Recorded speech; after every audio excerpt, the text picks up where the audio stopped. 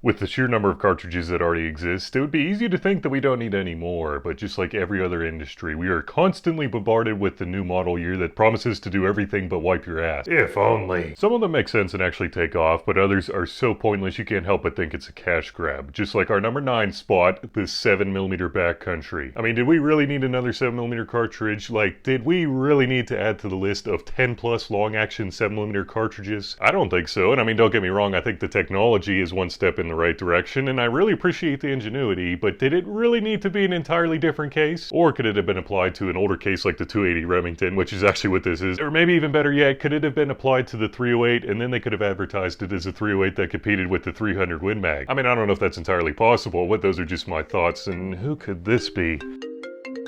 Oh shit, sorry guys, I gotta take this. Yellow! Wait, what? Because then people wouldn't have to go out and buy a new rifle or any of the other components involved. I knew this was a cash grab. Well, when this fails like your 224 Valkyrie, don't come crying to me. And speaking of 224 Valkyrie, no, I'm just kidding. I actually understand where they were going with that cartridge, it just wasn't well executed. And speaking of cartridge releases that weren't well executed, our number 8 spot is the 6.8 Western. Can somebody please tell me why so many companies have a hard one for the 277 bore size nowadays? Out of all the small to medium bore sizes out there, 277 has to be the worst. And not only is bullet selection terrible, so are the ballistic coefficients of those bullets, which is why I don't understand who at Winchester Browning thought it was a good idea to release a 6.8 cartridge. Quit your complaining, I love the 277 bore size. Well, anyway, I don't know who greenlit the 6.8, especially when they already had the 270 Winchester short mag. I mean, from what I understand, they got sued for stealing the designs of the 270 short mag case, allegedly, but I mean, that's just good business, right? Now, I guess you could make the argument that the 6.8 case is slightly shorter than the 270 short mag here to accommodate for higher ballistic coefficient bullets, and I'll have to agree that that is the one good thing that came from the 6.8 case, was higher ballistic coefficient 277 bullets. Problem is, these higher ballistic coefficient bullets require faster twist rates, so unless you're willing to do a custom build on your 270 Winchester or your 270 short mag, you're really not going to be able to use these bullets. Still, there are much more pointless cartridge options on this list. Now, this is actually the 338 ARC, Hornady's attempt at making an AR-15 size 8.6 blackout. And while I do really appreciate the intentions behind this cartridge, I just don't understand why they wouldn't have popularized the 9x39, or even better yet, the 338 Spectre, which, keep in mind, has an over 2-decade head start on the 338 ARC. Plus, it's basically the same exact case dimensions, so I just don't understand.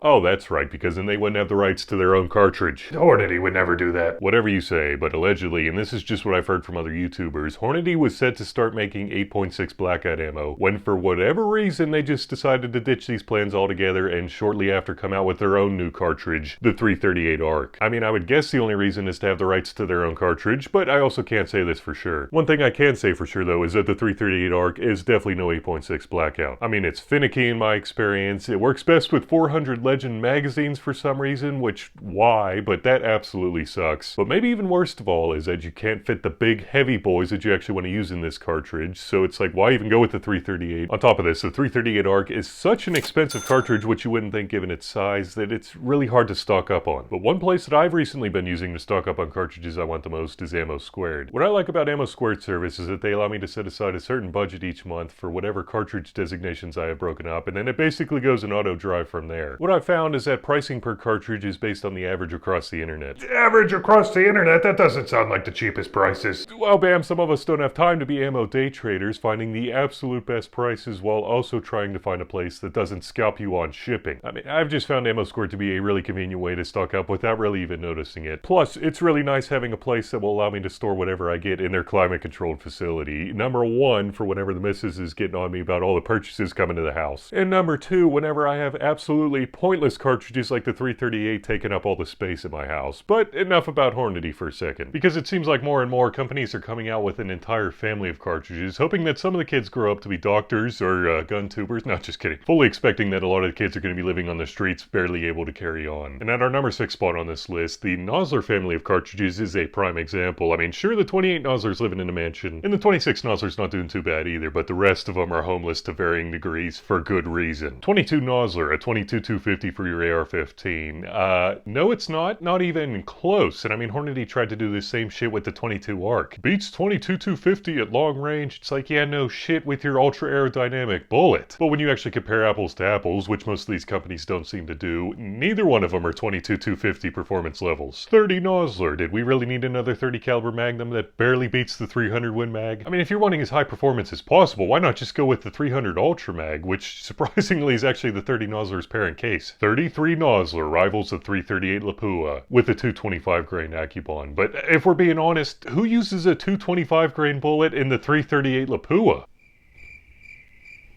Almost nobody. 27 Nosler, which again, who's looking for a 277 bore size, especially in what year was this 2020! All the wasted resources. But we haven't even gotten to the worst offender, one that can't even find a cardboard box. 24 Nosler. The absolutely pointless 6mm AR-15 cartridge that absolutely nobody asked for, and I doubt that most of you even knew that it was released. It's basically a glorified 6mm by 45 cartridge, and I don't know about you, but I'd rather just size up some 223 or 5.56 brass to 6mm by 45 rather than pay Nosler prices for their proprietary freaking pointless cartridge. Still, if you're one of the two people that actually own a 24 Nosler, you might want to stock up on brass while you still can. And speaking of completely pointless cartridges designed to fit in the AR-15, let's talk about our number 5 spot, the 400 Legend. This bad boy was designed to bridge the gap between the 450 Bushmaster and the 350 Legend. The gap that absolutely nobody asked to have bridged. Now, the only reason these cartridges exist is for straight wall only hunting states, and Winchester advertises this cartridge as an aerodynamic alternative to the 450 Bushmaster with more power than the 350 Legend. And I don't know if they've looked at the ballistics of this cartridge, but I don't think the word aerodynamic should go in the same sentence as this bullet. If you're limited to a bolt action or single shot and want as aerodynamic as a straight wall as possible, companies like Bear Creek Ballistics produce ultra aerodynamic offerings for 450 Bushmaster, 350 Legend, and even 44 Magnum. I mean, just look at how crazy this ultra aerodynamic bullet looks shoved in this case. Obviously purpose built for rifles only, definitely not designed to be fired out of handguns. But a 44 cartridge that was solely designed to be fired out of handguns is our 4th spot, the 429 Desert Eagle. Wait, that's not a 44 cal, dumbass. Well, actually 44 cal really isn't 44 cal. What? I know, as confusing as it is, 44 caliber cartridges actually fire 429-inch diameter bullets, so technically the 429 Desert Eagle is more accurately named than the 44 Magnum, which is really the only thing it has going for it. Oh, well, you're still a dumbass. Magnum Research was like, I know what we'll do. We'll knock down a 50 AE to accept 44 Magnum bullets. But why? Because we can. Problem is, it really doesn't do anything better than a Hot 44 Magnum performance-wise, so what's the point? Especially when it's only offered in Desert Eagles, as the name implies, which really aren't the best sidearm for anything other than the range. But at least its naming is accurate, unlike our number 3 spot. The 360 Buckhammer, which no, it doesn't use 360-inch diameter bullets. Thankfully, it uses much more common 358-inch diameter bullets, which are still much closer to the naming than 460 Smith & Wesson is to its bullet diameter, so I won't be knocking any points off there.